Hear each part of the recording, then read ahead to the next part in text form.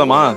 చూసుకుందాం. దానమ్మ మీరు పంతులు వచ్చిన ఈ రోజుని ఆయన ఈ సంవత్సరం అంతా వచ్చే వాళ్ళు పోయే వాళ్ళందరికీ చెప్పుకుని సంతోషపడతారు.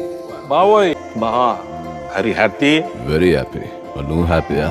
Double happy.